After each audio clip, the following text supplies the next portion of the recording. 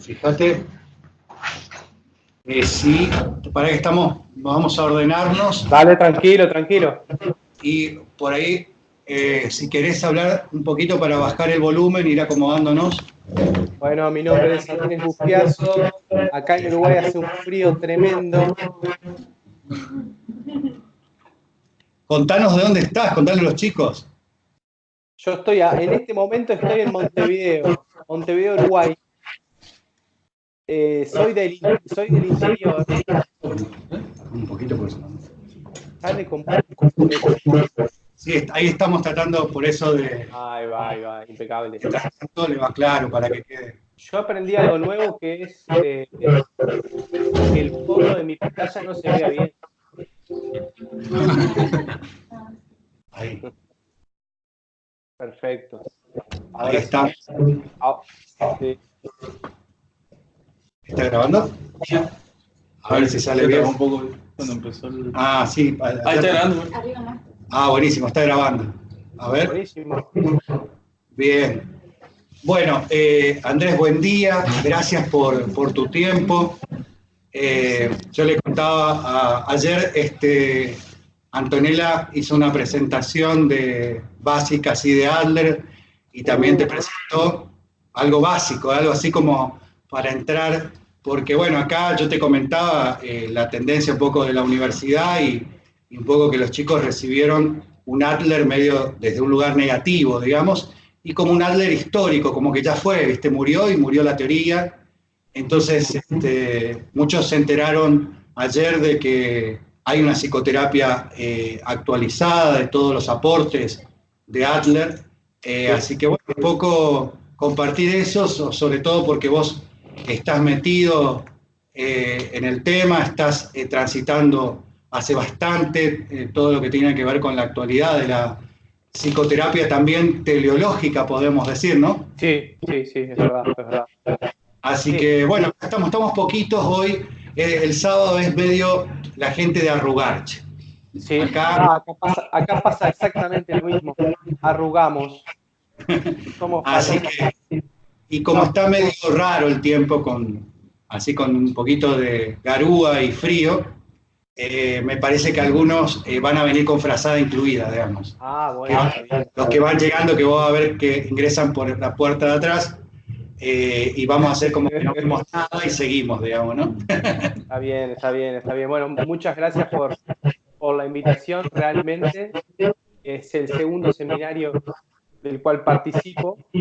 Yo le decía un poco al profesor que mi campo de especialidad, lo que me he dedicado desde hace ya 12 años, es a la psicología adleriana.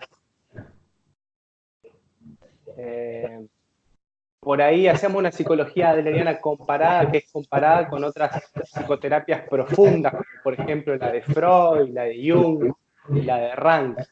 Pero una de las cosas que llama mucho la atención cuando yo voy a presentar la psicoterapia adleriana es como diciendo, y sigue viva la teoría, y sí, de hecho sigue viva.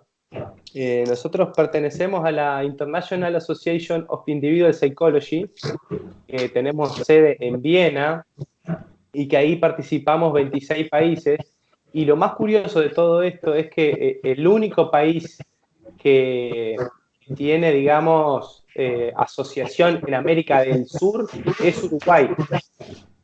Claro. Sí. ¿Me están escuchando bien o más o menos? Bárbaro. Sí, ahí estuvimos graduando el sonido, pero se te escucha bárbaro. Perfecto. Cualquier cosa que no entiendan, por favor, me dicen, así yo no sigo como monólogo.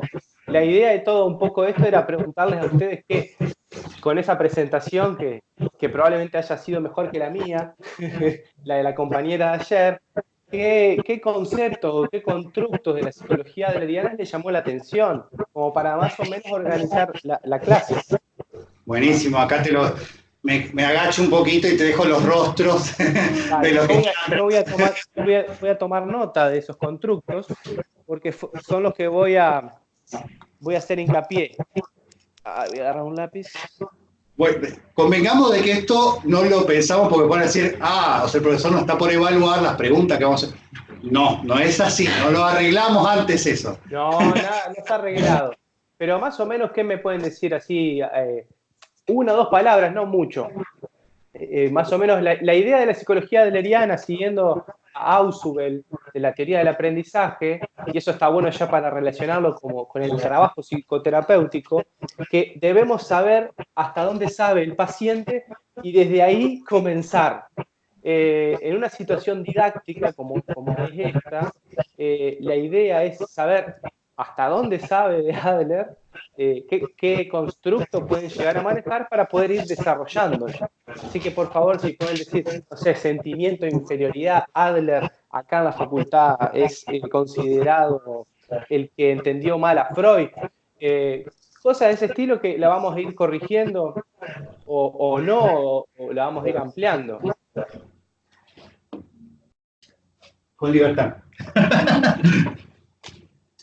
Que acá dice, con libertad no ofendo ni temo. Bueno, les comento una cosa. Yo soy psicólogo clínico, me dedico esencialmente a la clínica, es decir, mi fuerte es trabajar con sujetos clínicos, hago docencia y también investigación.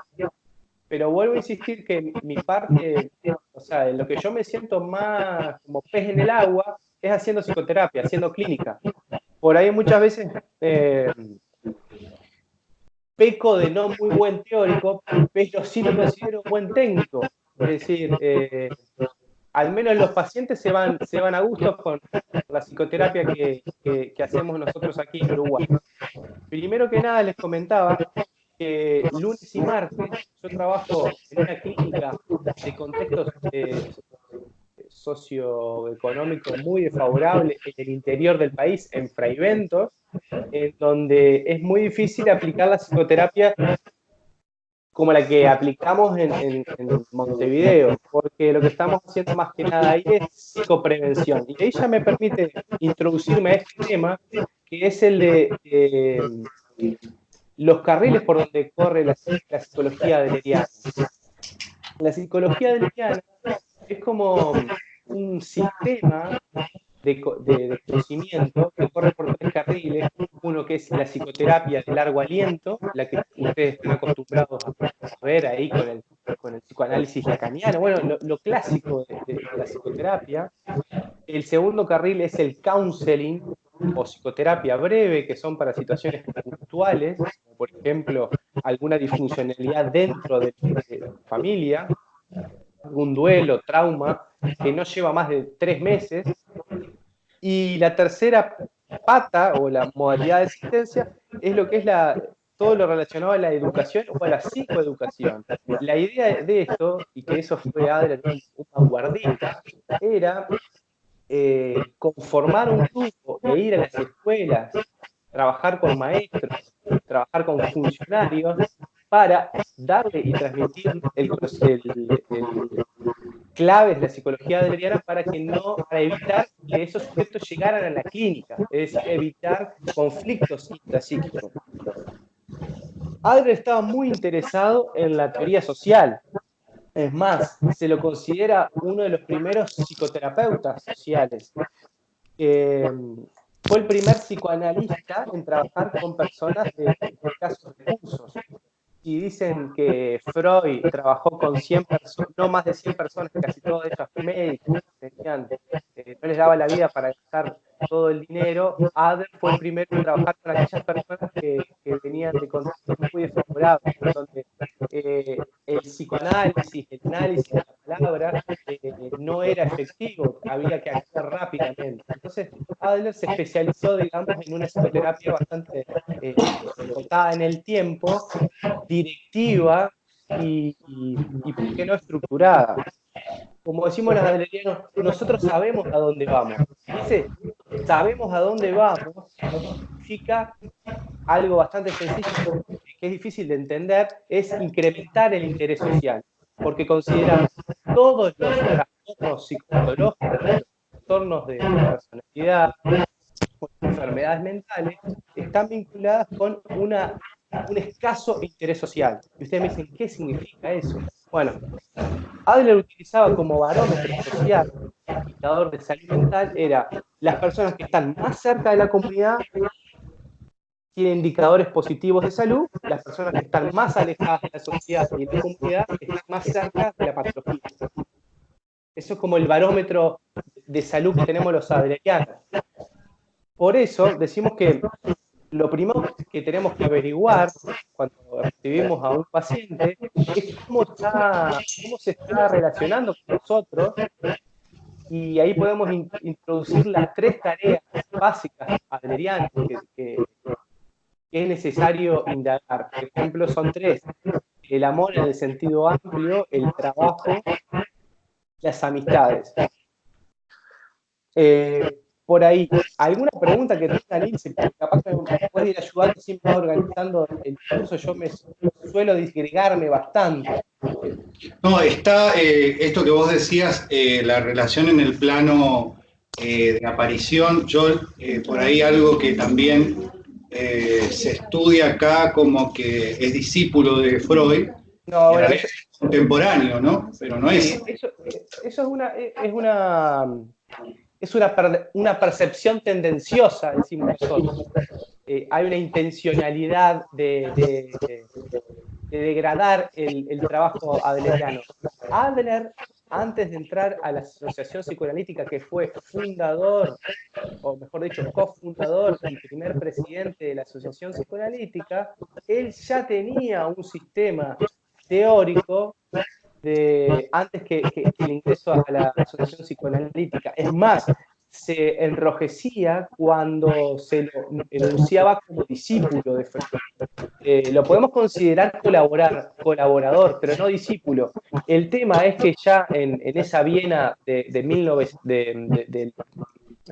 Freud, digamos, y Adler, Freud ya contaba con cierta fama porque era 15 años mayor que Adler. Y Adler recién era un médico recientemente egresado de la Universidad de Viena, que primeramente se dedicó al trabajo de oftalmólogo, fue oftalmólogo, para después dedicarse a lo que fue la psiquiatría y la pediatría, que era lo que él quería integrar, la psiquiatría por un lado, la pediatría y la educación.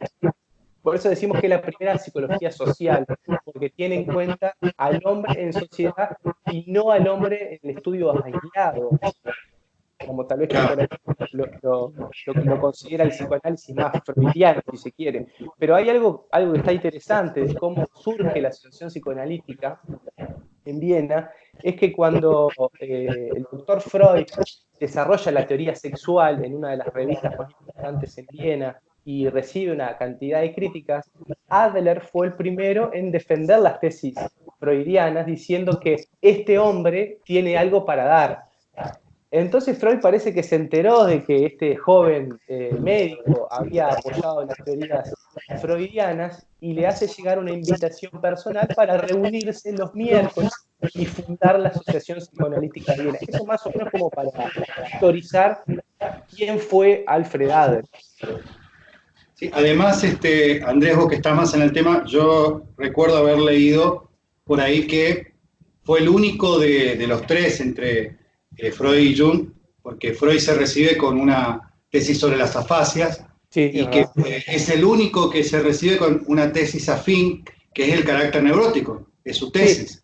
Sí. Ese es un gran problema para la consolidación final de la psicología adleriana, porque como en el momento había una imperante orientación neurológica, una incipiente preocupación por los aspectos psicológicos, el carácter neurótico no fue valorado en su justa medida, y Adler no logra obtener el doctorado para dar clases en la Universidad de Viena, porque se lo acusa de una obra demasiado filosófica, demasiado literal, demasiado psicológica, y como claro, los jueces venían del palo de la neurología, obviamente que no fue bien evaluado, bien aceptado. Y ahí hay una cosa bastante interesante y anecdótica, que Adler obviamente que fue una de las primeras frustraciones que tuvo en relación a su teoría. Es bueno aclarar que Adler no fue buen escritor, como así lo fue Freud. No era bueno escribiendo, pero sí hablando con la gente común y corriente, porque él quería que su psicología fuera de,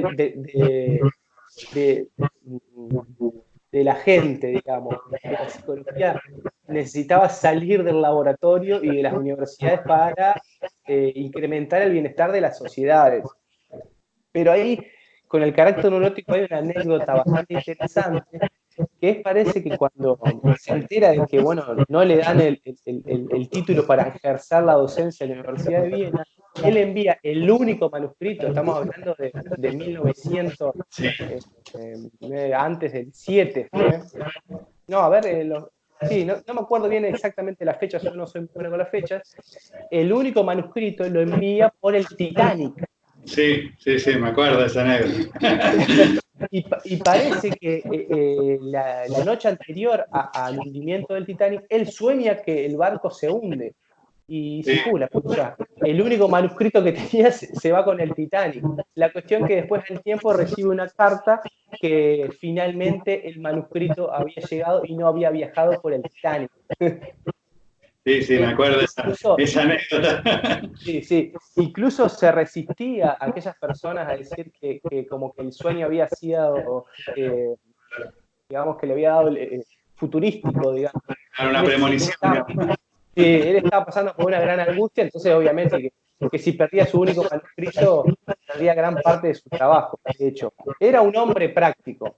Yo acá anoté algo porque pensando un poco de cómo llega la psicología adleriana al idioma español, ahí el que le debemos mucho es a Ortega y Gasset. Ortega y Gasset fue uno de los impulsores de que se editara el libro El conocimiento del hombre, que es una serie de conferencias de Adler.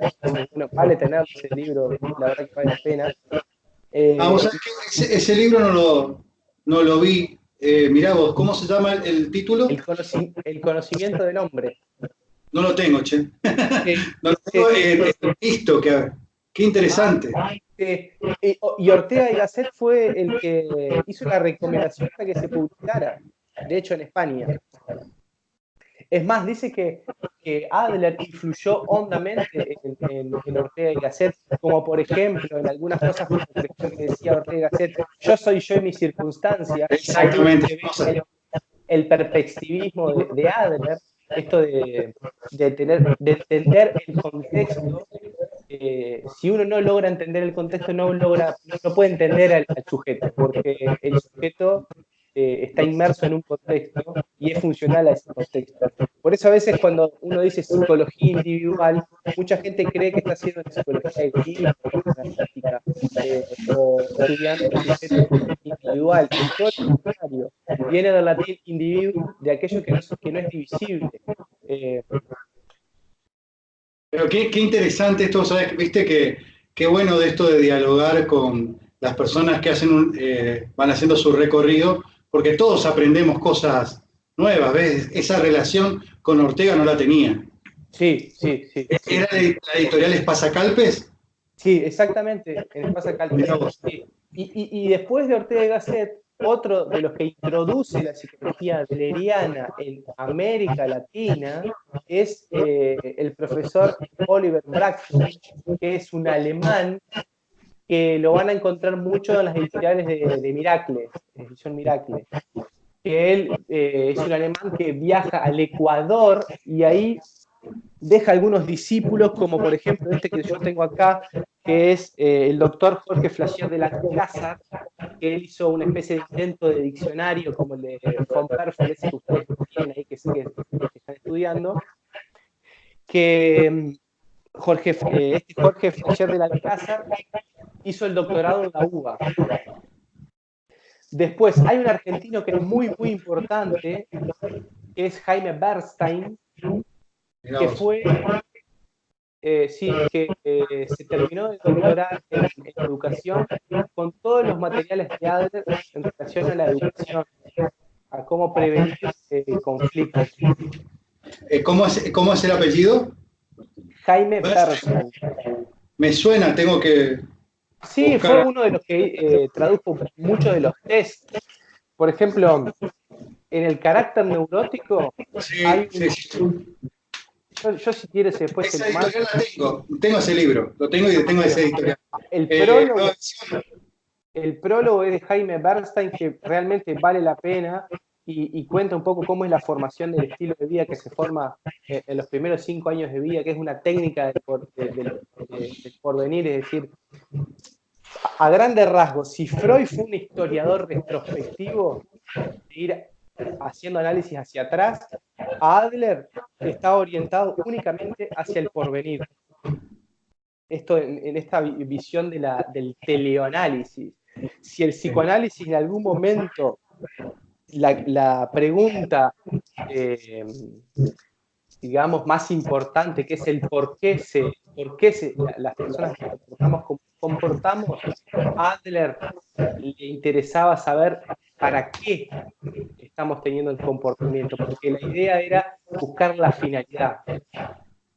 Entonces, ahí hay un salto epistemológico interesante, que es, Adler liberó al hombre de la causalidad, pero lo grabó con la responsabilidad. Es decir, buscaba la libertad del hombre, pero también debíamos anticipar que las consecuencias que genera el propio comportamiento. Por eso hablamos de una psicología teleológica o finalista. Ahí también, vos lo nombrabas a Ortega, pero sí, por ahí los filósofos también contemporáneos que leyeron, la mayoría de ellos, ahí hay, Max Scheler tuvo mucho que ver con toda esta, Max Scheler con digamos, Rudolf Salers, sí, Adler y también con Víctor Frank, digamos, ¿no? Claro, Max.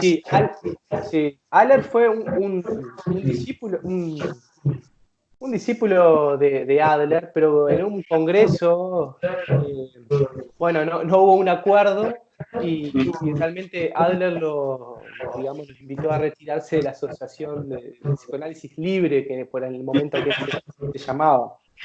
Era un tipo muy agresivo, incluso a Víctor Frank también. Víctor Frank dice que se sigue considerando adleriano, independientemente de que Adler no lo trató bien, pobre. Bueno, la idea de esto, lo interesante de todo esto es que ya en 1911, cuando se separa de Freud, ya Adler planteaba una psicología o la búsqueda de un hombre de la unidad psicofísica, ¿no? Esto de no diseccionar el estudio del individuo, sino de buscar una perspectiva holística donde se consideran no solamente los aspectos, los procesos psicológicos objetivables, sino también los procesos subjetivos. Claro, esta cuestión, que es un anticipo para las terapias actuales también, la circunstancia, el contexto, la comunidad, es uno de los primeros que influye en otros que quizás no lo nombran, pero esta cuestión de pensar la circunstancia, el contexto, la comunidad, el nosotros, y la finalidad, lo teleológico, es una cuestión para mí innovadora en una terapia, digamos, ¿no? Sí. Realmente, digo, ustedes me van a ver muy apasionado con la psicología adleriana, pero realmente cuando uno a veces lee materiales más nuevos de psicoterapeutas de peso, puede rastrear algún conocimiento que ya Adler por allá por el 1911, como por ejemplo con el carácter neurótico, cuando aparece el epígrafe de Séneca, todo depende de la opinión, cada cual es tan miserable como cree serlo, ya hay indicios de una psicología cognitiva, una psicología sistémica, es el comienzo también tal vez de la psicología humanista, o también de la psicología existencial. Realmente tiene cosas muy, muy interesantes Adler. Lo más complicado, me parece a mí, fue la situación personal de Adler, que como él era judío, primero tuvo que, digamos, emigrar de Viena y estuvo en Estados Unidos, y como él no se manejaba muy bien con el inglés, ahí se perdió gran parte de la obra adleriana. Y además, como Adler planteaba esto de los sentimientos de comunidad o el sentimiento de nosotros, en Estados Unidos, una sociedad mucho más individualista que colectivista, y obviamente marcada por el liberal, no quedaba bien hablar de sentimiento de comunidad. Entonces varios adlerianos lo que hicieron fue, digamos, modificar el constructo sentimiento de comunidad por el de interés social. Ah, bien. Qué interesante, porque eso es en una sociedad pragmática y que Sí, o sea, la palabra interés, la palabra cliente, está muy en relación con la sociedad norteamericana. exacto. Sí, sí, sí, sí, sí. Yo quería mostrarle esto porque cuando el profesor me llamó para ayudarle a dar la clase, quería leerle un comentario a Dansbacher sin afán de aburrirlos, pero para que entiendan un poco cómo es esto del interés social y cómo es nuestro, digamos, constructo fundamental. Dice, cuando Adler llama el hecho social de la inclusión del individuo de la sociedad como la verdad absoluta, esto no debe tomarse en el sentido literal que un idealista absoluto del término. Adler era un idealista positivista, más bien que un idealista trascendental.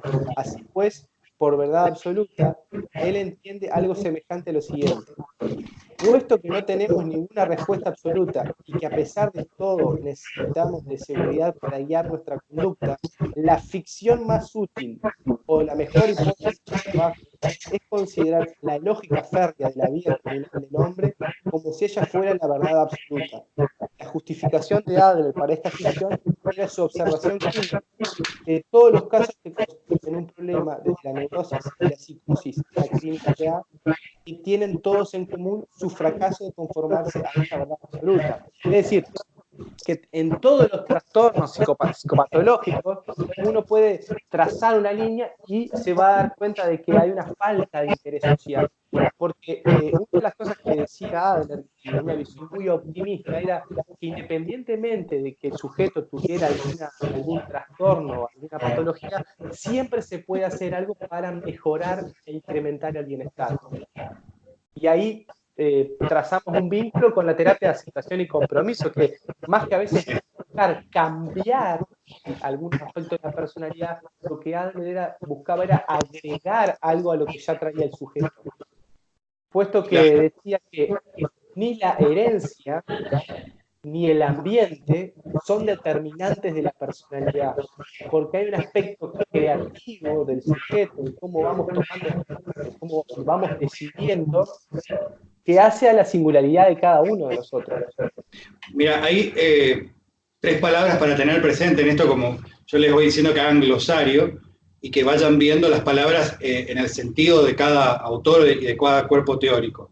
Cuando vos haces mención del positivismo en un lugar muy particular, digamos, que está en ese momento Adler, es en función a esto de una visión positiva del hombre, no del positivismo científico, digamos. Sí, Por otro sí. lado, aparece una palabra que autores como Barthes, Derrida, Sí. postestructuralistas, trabajan muchísimo, que es la ficción. Exacto. Y ya Adler, ya antes de Barthes, de Derrida y todos esos autores postestructuralistas, es un anticipo también de hablar de ficción y esta cuestión de una terapia que trate de no traer algo que no está en la persona, sino un descubrimiento, y hay algo muy mayéutico en eso, ¿no? Muy socrático como método, de que aparezca dentro de su caja de herramientas que él pueda encontrar esto que no está viendo, pero que está en él. Exacto, sí, sí. El hecho si Adler descubrió la opinión siguiendo al filósofo Séneca, en el mismo momento, por ahí por el 1911 o 1912, surge el libro de Heinz Ansbacher, Filosofía del como si. Entonces ahí Adler torna el constructo de opiniones por el de ficciones y Feichinger es el mejor, digamos, epistemólogo que tiene la psicología adleriana. Esto de trabajar con ficciones, de hecho. Mirá vos, no lo leí. otro libro a leer. Sí, sí, sí. Es Psicoterapia del cómo sí. Filosofía del cómo sí, de Feigen. Filosofía del cómo sí. No lo leí, así que tengo que anotar como próximo texto a leer. Y él decía como que, por ejemplo, una de las afirmaciones fuertes que decía este filósofo Feigen, muy poco conocido, que es nuestro epistemólogo de cabecera, decía, la verdad es el error más útil, por ejemplo. Partimos de una verdad y nos debemos acercar a ciertas respuestas. Y las respuestas más adecuadas están en el interés social. Yo a veces lo veo con los chiquilines cuando vienen diagnosticados con, por ejemplo, trastornos por déficit atencional o tal vez con un CI bajo. Uno se da cuenta de que a veces chiquilines que vienen con un CI alto no están pasando por una vida exitosa. Esto de cómo lo social tiene es una herramienta muy útil o un predictor bastante útil para ver cómo ese niño en la adultez se va a desarrollar. Digamos, no alcanza con tener un CI alto, sino con poder incrementar el interés social y ser una persona volcada hacia la sociedad. En eso también hay un anticipo, en esto que vos decís, en pensar que la inteligencia no va solamente como una cuestión de coeficiente intelectual o un razonamiento abstracto, sino que también pensar como, como un anticipo a lo que podría ser Howard Gardner, digamos, ¿no? Sí, sí, sí, sí, o de mismo sí. Bandura también. Claro, la cuestión de lo social, digamos, la imitación, el lugar. Sí, sí, hay como gérmenes en varias teorías de Adler, digamos, ¿no? Sí, En varios, sí, sí, sí. varios aportes. Sí, de hecho, eso es lo que venimos. Y una de las cosas que decimos, bueno, no queremos tampoco dedicarnos a hacer una psicología de Alfred Adler, pero consideramos que la psicología adleriana tiene una cantidad de cosas que fluyeron en desarrollos posteriores y ahí somos un poco más de cómo las teorías van evolucionando, porque en definitiva la psicología adleriana es una continuidad de Pierre Janet. Digamos que el precursor de la teoría adleriana, si se quiere, están los sentimientos de inferioridad y la vergüenza de sí mismo y ese sentimiento de incompletud que planteaba Pierre Janet antes que Freud. En definitiva, Adler lo que hace es desarrollar esa teoría y los adlerianos decimos que es una psicología adleriana del todavía. Es como que todavía no está completa. Y cuando esté completa va a ser parte de la psicología popular. Claro, hay mucho de esta relación con otra palabra que me parece interesante ver, del sentido común de la vivencia cotidiana, que en la terapia adleriana está presente y que después por ahí, capaz los chicos en psicología social lo leyeron a Moscovici o a otros, que Adler ya plantea esta cuestión de tener presente lo cotidiano, lo vivencial del día a día, que tiene que ver en un sentido por ahí más técnico con el tema del contexto, pero la cotidianidad es algo que tiene presente Adler. Desde luego que sí. Es más, nosotros tenemos una prescripción para incrementar el interés social que consiste en 5 prescripciones. Por un lado, que el sujeto, arrancamos de manera semanal, tenga mayor participación social, es decir, que participe de algún grupo social. La 2 es que pueda contribuir con algo, a cambio de nada. Contribuir. 3, tomar contacto con las emociones. 4, aprender algo todos los días. Y el quinto elemento que engloba el bienestar sería realizar actividad física. Adler hizo un fuerte hincapié en la prevención y la promoción de salud. Esto es lo que sería psicología de la salud, en definitiva. Atacar el problema antes de que el problema venga. Que eso es muy, muy interesante. O sea, también en eso, digamos, sobre todo en Estados Unidos, aparece más relacionado con una psicología social, psicología educacional, o psicología comunitaria, como un anticipo, Adler, en Sí, Estados sí, Unidos, ¿no? sí, sí. Sí, yo me acuerdo que acá en facultad, en la época de estudiantes, me acuerdo que teníamos una materia que se llamaba psicología comunitaria, y una de las cosas con las que yo me peleaba bastante, porque yo ya ahí me estaba formando en psicología adleriana, era que hablaban de Marisa Montero, de sentido de comunidad, pero nunca en ningún momento se nombró a Adler. Y me parecía bastante injusto eso, porque Adler fue uno de los que hizo hincapié en el sentimiento de comunidad. ¿Cómo surge el constructo de sentimiento de comunidad? A Adler le tocó ser médico de la Primera Guerra Mundial, y hay dos cosas para agregar. No quiero aburrirlos demasiado con la clase, pero le tocó como a dos soldados le amputaban un brazo. Tiempo más adelante se encuentra con uno de ellos y dice: mi vida Adler es un desastre, pensaba en quitarme la vida, vivo de la pensión militar. Mientras que el otro le dice: mi vida ha mejorado rotundamente, tengo mejor trabajo, un hijo hermoso, y no entiendo por qué la naturaleza nos da dos brazos y se puede vivir con uno. Por un lado, eso significa ante un mismo hecho objetivo, dos interpretaciones distintas, y ahí la vía con lo cognitivo. Sí. Y otra de las cosas, después de la Primera Guerra Mundial, cuando Adler se vuelve a reunir con los psicólogos adlerianos, que estaban más en la postura nietzscheana de la voluntad de poder, Adler dice en el Café Central, creo, bueno, que después, no sé si se llamaba en ese momento Café Central, pero ahora sí se llama Café Central, parece que estaban hablando, dice: necesitamos Gemeinschaftsgefühl. Y uno de los discípulos de Freud le dice: y Adler, eso no está en los tratados de filosofía. ¿Qué significa sentimiento de comunidad? Dice: es lo que necesita la gente. Estar cada vez más integrado y en armonía. Es decir, que yo me realizo cuando ayudo a realizar a otros. En el efecto de ayudar al otro hay un efecto terapéutico. Y esto parece un poco medio romántico, pero de hecho no es romántico. Y si yo les digo a ustedes que hoy, en el día, ayuden a alguien, por mínimo que sea, probablemente se sientan mejor. Podríamos buscar cantidad de papers que hay en evidencia científica de lo que es esto de la compasión, de la ayuda al otro que nos hace bien. Pero nosotros decimos que no es necesario comprobar todo científicamente.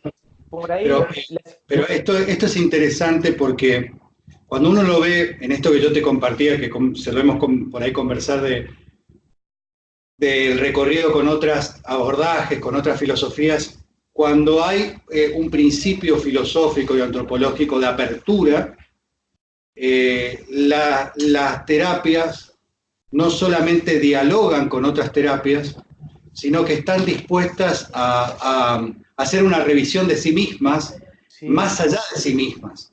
exacto. Y esto uno lo ve en varias terapias. En una de las terapias que uno ve esto, conversando con vos y con lo que vos me vas sugiriendo, es cómo fue desarrollándose la terapia adleriana, que no se quedó en ese momento de época, sino que trascendió esa época porque también el propio Adler es como que tenía esta apertura hacia algunos filósofos y los traía presente, digamos, no es que negaba que lo leyó.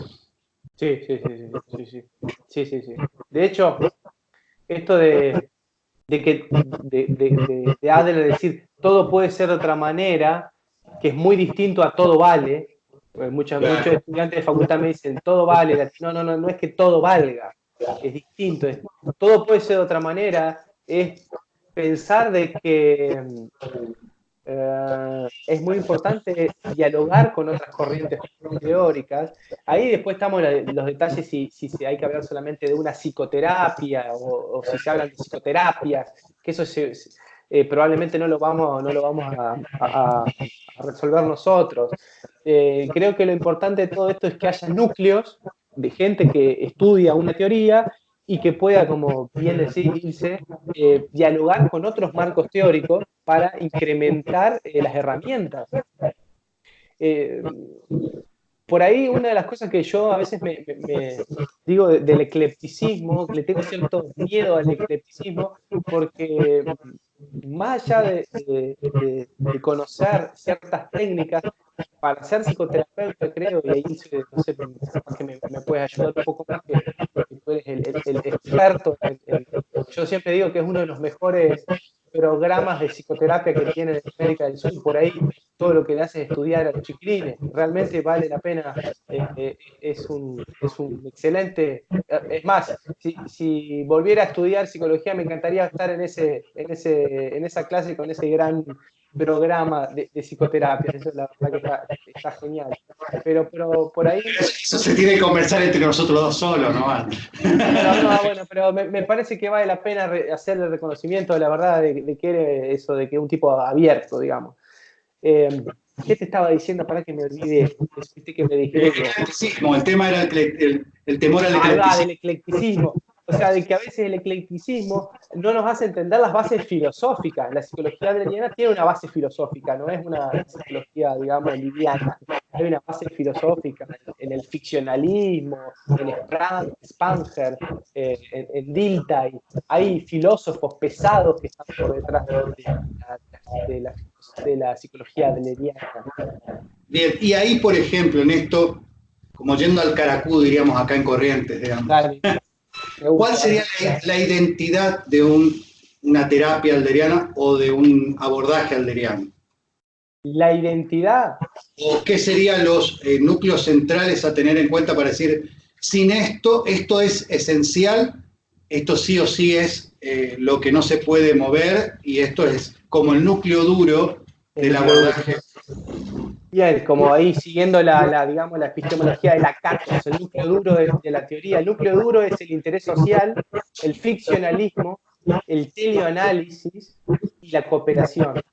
Cuando uno logra la cooperación, por ejemplo, en la psicoterapia, si uno no logra ganarse al paciente, que ganarse al paciente en términos más psicoanalíticos es disminuir la resistencia y establecer un buen rapport, probablemente no podamos hacer nada. Y eso no es hacerte amigo del paciente, como si, pero si uno no aborda la relación como una persona cercana, un prójimo, probablemente nuestra psicoterapia, por más validada científicamente que tenga y que uno se adhiera a un protocolo, no vamos a lograr nada. Bien, hay dos premisas básicas de la psicología adleriana. Una es hacer que cada sesión trabajar como si fuera la última.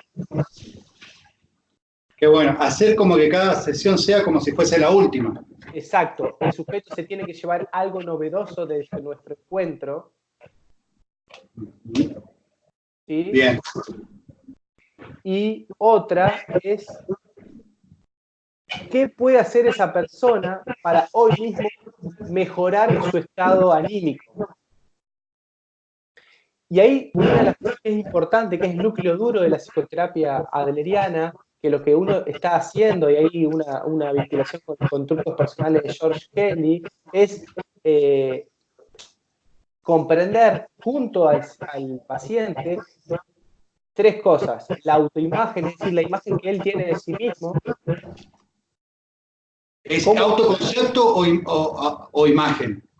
Autoimagen. No, autoimagen, sí. Autoimagen. Es decir, sí, la imagen que yo tengo de mí mismo, por ejemplo, sí, yo soy, ahí vendría a ser yo soy, sí, yo soy divertido, yo soy aburrido. La construcción que yo me hice de mí mismo, eso va a afectar a cómo me voy a relacionar con los otros. La heteroimagen, es decir, la imagen que yo tengo de los otros. La cosmoimagen, que es la imagen que yo tengo del mundo, y le agregamos dos cosas: los objetivos de vida, que uno debería llamarlo de la primera entrevista, las emociones que predominan y cuáles son los medios para llegar a esos objetivos.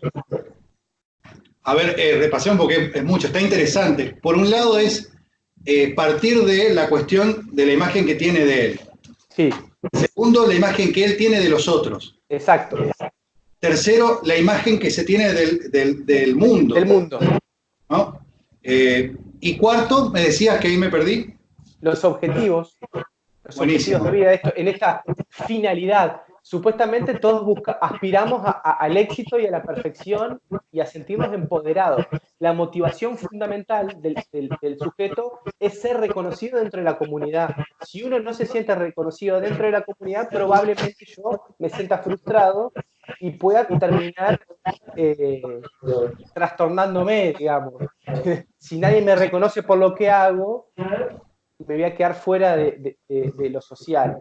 Entonces, Qué interesante para el tema del proceso humano esta base como para lo que es la orientación vocacional, el acompañamiento vocacional, ¿no? exacto, sí. Por ejemplo, porque plantea cuestiones que en esa etapa de poder elegir el discernimiento con estos 4 elementos, ¿no? Sí, sí, sí. Y después otras son las emociones que predominan, que son como, digamos, la nafta, las emociones, que van a guiar nuestro comportamiento.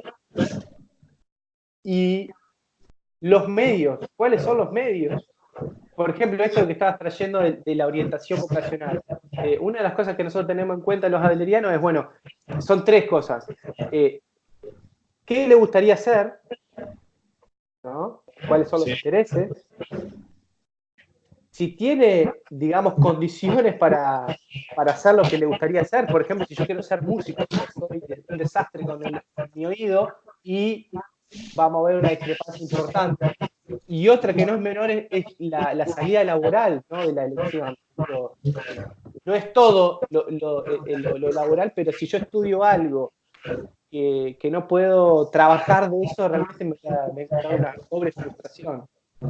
Y esta cuestión también de haciendo ese discernimiento con ese análisis, y uno también al elegir, por más que elija algo que en todo caso, por ejemplo, no tiene la salida laboral que él esperaba, tomó contacto con esto, con la realidad de que le va a costar, pero si exacto, él lo elige así, forma parte de su decisión. Exacto, exacto. Entonces ahí está este proceso interesante de aporte, ¿no? Sí, sí, el hecho de la responsabilidad. Que ahí es otro concepto importante, la responsabilidad. Uno es libre porque es responsable, en definitiva. Eso de buscar la responsabilidad, incluso en el malestar, de aceptar de que a veces estamos tomando decisiones que están siendo contraproducentes, pero hacerle entender que son decisiones. Claro, sí, sí, sí. Esto de nosotros tomábamos, yo le compartí a los chicos, no me acuerdo si ayer o anteayer, de un filósofo personalista, Ebner, alemán, la relación que hace entre palabra, respuesta y responsabilidad en alemán, ¿no? Sí. Y entonces la palabra para Ebner decía que no es palabra plena, sino lleva consigo las respuestas. En ese caso, para Esner sería un bla, bla, bla nada más. Claro, y a la vez, toda respuesta involucra una responsabilidad. Sí, sí. Sí. Fíjate qué interesante, ¿no? Como esto está en el tema del personalismo, que también lo trae mucho un filósofo que a mí me gusta mucho, que se llama Carlos Díaz. Sí, sí, sí, sí. Pero sí. en esto de también la distancia pensando la respuesta desde una cuestión de lenguaje y no de una cuestión conductista, tiene otra connotación, que es, cuando hablamos de respuesta en los humanistas o hablamos de respuesta en Adler, no es la misma idea que se tiene en el conductismo, ¿no? Exacto, sí, sí. Sí, sí, sí, sí. Una de las cosas que decimos es que desde ya en la primera sesión el sujeto debe tomar posición. Nosotros necesitamos que la persona que consulte empiece a tomar posiciones, porque no tomar posiciones es una posibilidad de enfermar. Por más que me pueda equivocar, yo debo tomar una posición. Hay un norteamericano que vino a hacer una demostración del counseling familiar, esto del asesoramiento familiar dentro del sistema, que él decía algo así que estaba fantástico, que era entre hacer algo mal y no hacerlo, es preferible hacerlo mal. porque uno tiene la experiencia pura de cómo nos está yendo y no queda eso fantaseado, esa rumiación de cómo sería mi vida si yo no hubiera hecho esto. Obviamente que si uno se va a tirar a una piscina y no hay agua, es mejor no hacerlo, desde luego, ¿no? Pero sí es bueno tener la experiencia. Que es, por ejemplo, cuando uno trabaja con estas personas que van a consulta porque no pueden rendir, ¿no? Claro. Y porque tienen este temor de salir mal o no dar lo que supuestamente tenían que dar, cuando también se suma a una experiencia. Y también esto me parece que está como sustrato, que es la diferencia entre fracasar y frustrarse, ¿no? Exacto, sí. Y una cosita más que quería agregarle, así que es muy importante de nuestro modelo, de cómo funciona nuestro modelo, es, por ejemplo, contarles muy brevemente algunas características. No quiero aburrirlos demasiado, pero muy brevemente, ¿cuáles son las características de una psicoterapia breve adleriana? Que es fundamental tener, como decía, bueno, ¿qué es lo que no puede faltar en una psicoterapia adleriana? Una que no puede faltar es el factor tiempo. Ajá. Bien. Nos ponemos un tiempo de trabajo. Eso se arregla, se llega a un acuerdo con el paciente, con el cliente. Sí. La primera entrevista, de hecho. Tenemos una primera entrevista en donde decimos si podemos o no trabajar con el sujeto. Y el factor tiempo es una de las variables que manejamos desde la primera entrevista. Después, la importancia del factor exógeno. Ajá, bien. Bueno, esto de entender un poco el contexto social, de qué es lo que está necesitando realmente ese sujeto a corto y mediano plazo. Después, tercer elemento que es muy, muy importante es la entrevista centrada en el problema. Es muy importante y incluso puede llegar a ser un gran predictor de cómo nos sentimos en esa primera entrevista, si el proceso psicoterapéutico va a ser exitoso o no. Es decir, la primera entrevista es fundamental para nosotros, para los adlerianos. O sea, sería que la persona que viene pueda explicar qué entiende que le pasa como problema. Exacto, y sí. Nosotros poder, con nuestras preguntas, dar cuenta de cómo él entiende y vive el problema. Exacto, sí. Así mismo. Y otra de las cosas que es importante, además de la primera entrevista, es conocer cuáles son las expectativas del sujeto con el proceso psicoterapéutico. Bien. Entonces uno debería poder tener el motivo de consulta y las expectativas, y cómo vamos a hacer entre los motivos de consulta y las expectativas, cómo vamos a hacer para que ese sujeto se acerque a esas expectativas. Y si en esos 3 meses no se logran las expectativas, se suspende el proceso psicoterapéutico o se deriva. Bien. Eso sería como también una responsabilidad ética del profesional. Sí, de los terapeutas adlerianos es eso. Sí, bien. Después trabajamos otras cosas como ya esos son de la mesa chica, pero bueno, como estamos en mesa chica, les puedo comentar el hecho de trabajar con las 3 N, nunca nada, y decir, nosotros no hablamos de nuestros pacientes, pero le pedimos al paciente que no hable de lo que se habla en el proceso psicoterapéutico para no analizar, y es como, por ejemplo, piensa en esta metáfora del quirófano, ¿no? Donde el médico atiende en donde necesita de cierta vestimenta y que no esté intoxicado y afecte, digamos, lo que está haciendo. Entonces, la idea de esto es que sea como llegar no una asepsia absoluta, pero como si fuera una asepsia absoluta. Es fundamental que el paciente confíe en nosotros y que el psicoterapeuta confíe en el paciente. Pero ahí, digamos, es como que también no solamente se descansa en la responsabilidad de no hablar del terapeuta, sino también que el terapeuta adleriano le pide al paciente que no hable de lo de la terapia fuera de la terapia. Sí. Ah, bien. Sí. Eso sería un acto de confianza mutuo, porque yo confío en que lo va a hacer y él confía en que yo no lo voy a hacer. Exacto, no hay evidencia de que las personas no hablen, pero se le pide de esa manera a los efectos de la confianza. La Bien, confianza. Después tenemos vale. pero ya eso tiene que ver más con algunas herramientas que tenemos los adlerianos, que es la pregunta por la evitación, mejor dicho. Eso es Ahí, interesante, la pregunta de la habitación, porque por ahí está relacionada con otras terapias y sí, ya Adler lo hace presente muy tempranamente, digamos, ¿no? sí. Obviamente que esta es una pregunta que hay que tener mucho cuidado, que yo antes de los 3 meses no la hago porque el sujeto no viene más.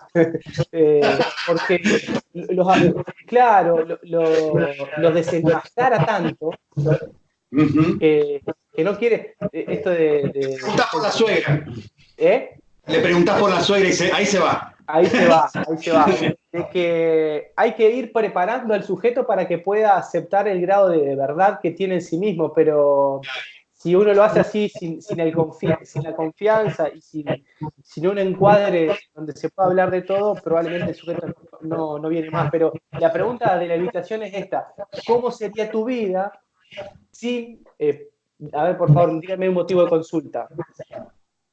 El no poder rendir, por ejemplo, que hay Bueno, muchos. ¿cómo sería tu vida sin el motivo de consulta de no poder rendir la última tesis? Y ahí me dicen, ¿qué me podrían decir? eh, no, y podría salir más, o sea, podría irme de la provincia, ¿no? Porque te tiran, o sea, podría estar más tiempo en mi casa. Claro, eso podría ser las cosas que me gustan, por ejemplo, una que te tiran. Bueno, en esta pregunta de la evitación lo que buscamos es qué es lo que está evitando y en qué nos está haciendo responsable tomar una posición. O rinde, o se queda en la provincia, o se va. Pero alguna posición tiene que tomar. Por ejemplo, uno me dice, bueno, me casaría, hablaría más de público. Y bueno, tal vez porque no quiere hablar en público, no quiere compartir. Claro, claro, claro, pero es para, como vos decís, para un momento en el cual ya hay una ambientación. Sí. Es progrediente, sería Sí. este acto, en un punto de la confianza se puede largar esa pregunta. Sí, si no, antes es casi improcedente hacer esa pregunta. Buenísimo. Vos sabés que nosotros, después cuando terminamos el cursado, lo relacionamos con Disalle y Diso Kimber con la pregunta del milagro. Va. La pregunta de la habitación que también hizo Pero Kimber eso viene plantea de la base de Bateson. la terapia centrada en las soluciones. Ok, bien. Y ella plantea también esto, ¿no? De no puede ser puesta en escena en forma inicial, sino que No, normalmente cuando ellos plantean la búsqueda de las excepciones, ¿no?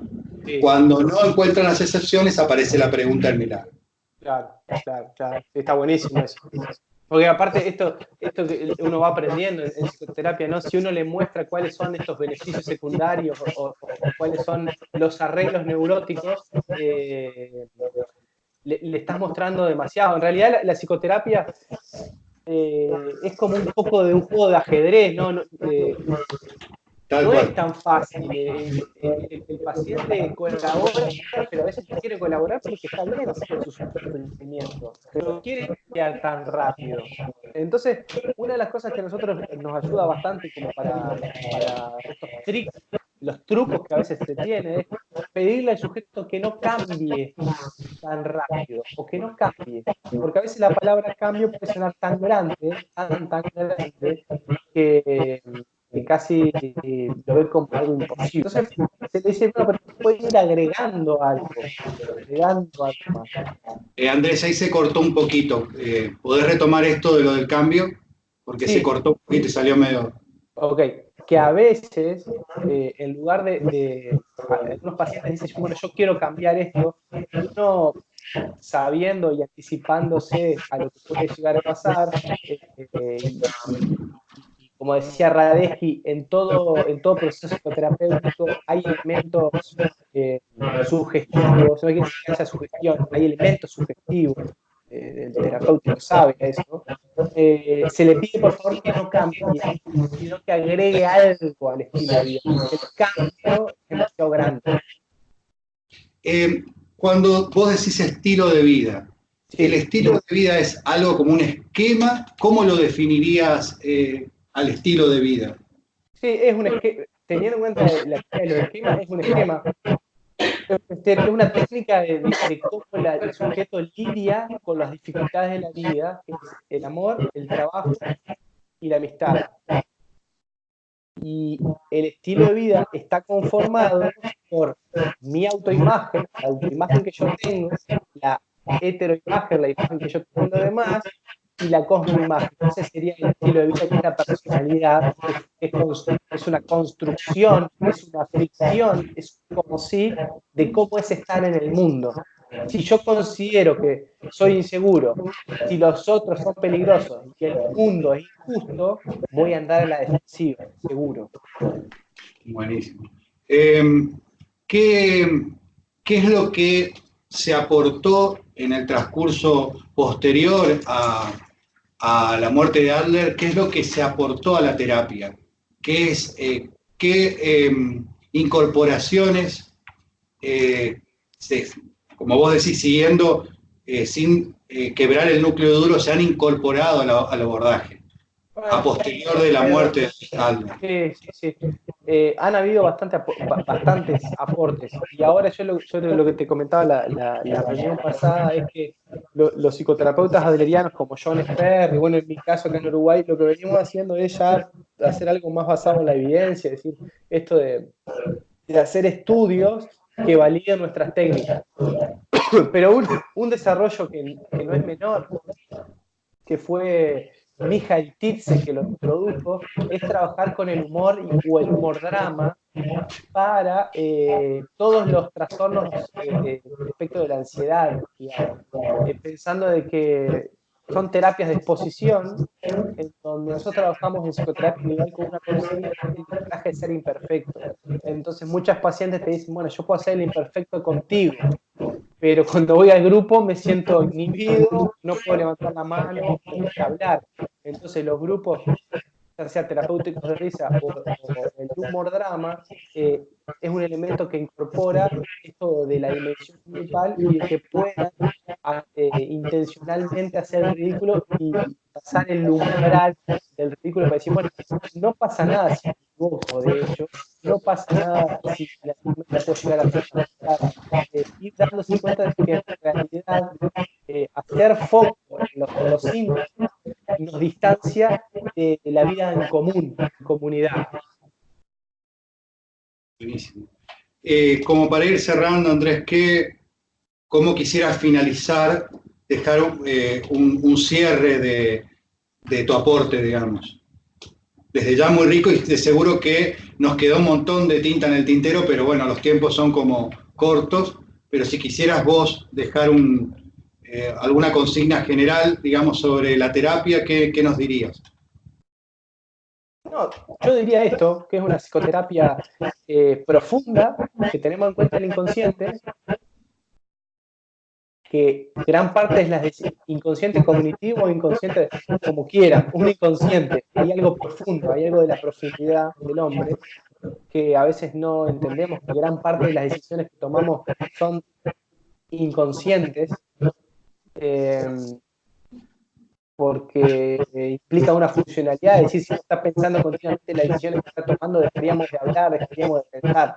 Esta metáfora que a veces utilizamos en psicoterapia para algunas personas que le cuesta expresarse, ¿no? Es como utilizamos la metáfora del cuento del cien pie y el elefante, que parece que el elefante se encuentra con el cien pie y le pregunta cómo hace para coordinar las 100 patas. El cien pies le dice, la verdad que nunca me habían hecho esa pregunta. Y a medida que se empieza a hacer la pregunta de cómo hace para coordinar las 100 patas, deja de caminar. Y eso tiene que ver un poco con la profundidad. Pero sí que es una psicoterapia basada en valores, en objetivos, positiva, porque lo que buscamos antes de comenzar es cuáles son los recursos positivos que tiene el sujeto, porque si no conocemos cuáles son los recursos positivos que tiene el sujeto, probablemente podamos hacer poco con lo que debemos corregir, con la experiencia correctiva. Y para aquellas personas que van a dedicarse a la clínica, que encuentren a un inspirador como el profesor Ilse o como sea, que nos ayude a hacer foco en la línea terapéutica que sea, que mejor les quede. Yo cuando estudiaba psicoanálisis, me generaba mucha angustia pensarme a mí mismo desde la perspectiva psicoanalítica. Después empecé a leer el carácter neurótico y cada vez que leía el carácter neurótico lo tenía que cerrar porque me estaba prácticamente desnudando en toda mi neurosis. Y yo creo que tiene que ver con eso, que la mejor evidencia que uno puede tener es si funciona en uno y cómo uno se siente cuando el día que va a emplear. Ahí soy medio artístico en ese Yo te quería decir esto para también compartiendo con los que hoy me tocan aprender juntos, que es este grupo. Hay algo interesante en vos, en tu aporte, que hay una coherencia entre lo que dice la teoría y este acto de generosidad tuyo de que un sábado te hagas un tiempo para compartir con nosotros. No, eso habla de esta coherencia entre lo que uno elige como cuerpo teórico, como visión, y este gesto, ¿no? Así que habla de esta coherencia entre tu forma de abordar tu profesión, tu trabajo, tu docencia, y este aporte de este día sábado, así que te agradecemos muchísimo. No, por favor, es un placer para mí. A Adela le gustaba andar por todos lados y nosotros lo hemos hecho como medio como una cosa así. Al lugar donde vamos, donde nos llaman, vamos. Y a veces estamos un poco agarrados del capitalismo, pero realmente nos interesa un poco nada el hecho de lo económico en sentido estricto del término, sino nos gusta el hecho de compartir más y de generar comunidades, esto de que la ciencia se hace de manera colectiva. Tal cual. Bueno, te agradecemos muchísimo. Muchas gracias por tu aporte. Gracias a ustedes. Y después me mandan una fotito del grupo. Sí, ahí ya te mandé y de igual forma después te mando esto para porque lo grabamos y te lo comparto. Bueno. ¿Está? Cualquier recomendación bibliográfica me hace llegar. Hay papers adlerianos actuales. Yo ahora tengo el de la formulación de casos de John Perry, que es un libro bien nuevo. Me escriben, yo te digo, estoy en las redes sociales, así que me escriben y yo, a medida de las posibilidades, les voy respondiendo lo que puedo. Dale. Buenísimo. De igual forma, lo que me pasaste, yo les paso a ellos después de hoy. Sí, el de Dreikur, ese creo que vale la pena leerlo. Buenísimo, sí. Sí, se lo acercamos, en eso estamos. Dale, muchas gracias, que tengas un buen fin de semana. Bueno, muchas gracias, el agradecido soy yo. Que anden bien. Hasta luego. Gracias. Chao.